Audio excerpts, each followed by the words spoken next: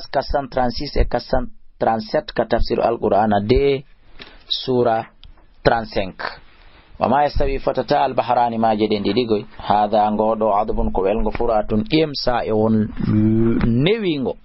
lewnyogo sharabu njaram mudum wada ngoda milhun ko haadungo ujaajun tak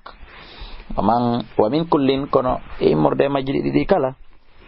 takuluna hido nyama lahman tew pari yalla bungo do woni liddi wa tastakhrijuna hido yaltina hiliyatan tudari talbasuna ndi bornoto do kanne kalis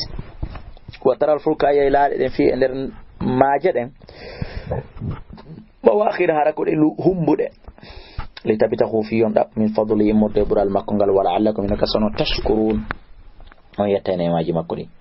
yuliju layla onari jema fi naare nder nyallangal yuliju naara onari nyallangal fi layla nder jema wa sakhara shamsa udiltinange wal qamara lewrundu kullun ifo yajridi dogude lejanin ha ila jan musamman wi angal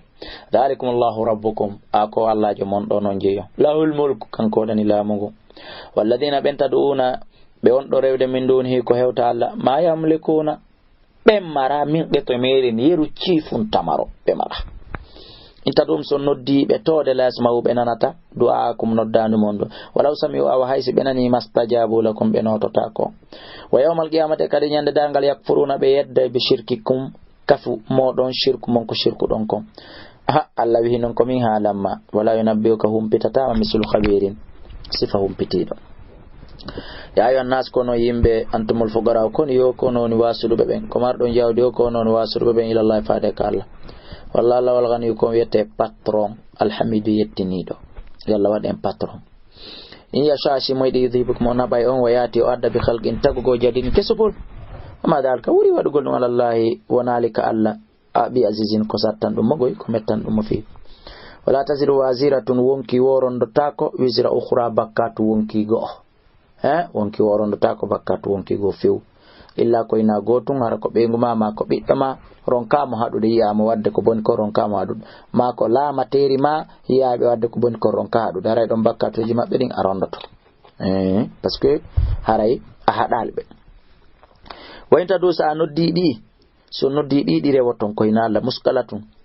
e dongal ila himliha faade di rondan on dongal ngal la yuhmalu di rondota ko min e dongal ngal shen hay hunde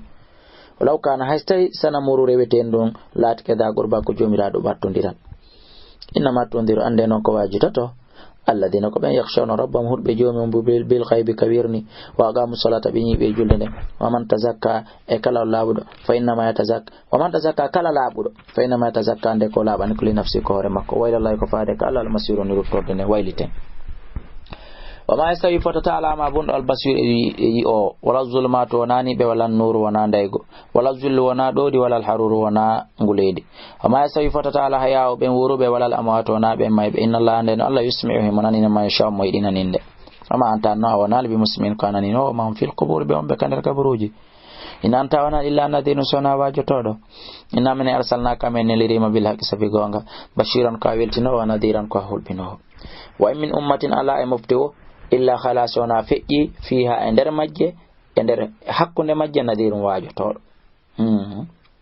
wa yukadibuka sibe fennima fakat kadaba gumdi fennina alladina bi min qabli maditibe be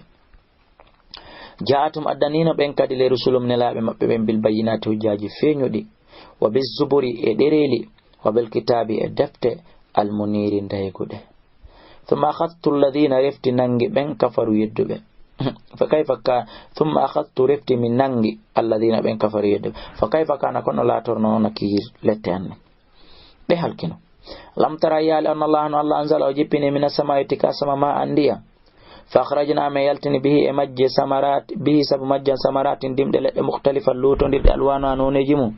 ومن الجبال مدك إنه كفل جدد لاوي ma judadun pete fono arka tafsir bidun daneje wa humurun e bodeje mukhtalifun lutonidu alwanu anoneji mu wa gharabibu e pete go kadi sudun baleje mik aminan nas no jeya yimbe be waddawabi e dabeje de wala nam ene muradi kadi mukhtalifun lutonidu alwanu anoneji mu makko bode dum makko bale dum makko nete dum makko haako fono woti kadhalika wonano ino ma yakhsha Allah ande ton ko hula taala min ibadi mordeji ay makko be ulama ko jangube he a wakkilo de wonen jangube nani musibbe julbe ba Allah dali ko jangube hulatamo inna Allah andena Allah azizun ko teddo ghafurun ko yafotodo innal ladina andena be yatuluna be jangude kitaballahi deftere Allah nde waga mu salata be nyibe juldane wan fagu be itti sadaka mimma razaqna mi mode ko mi arsike be kon sirran gundo alaniyatan e kene yarjune be tijjiti yaratan yulanka kulan tabura ngulan nata li wafiyam fiyo kanko Allah yobe be ujuram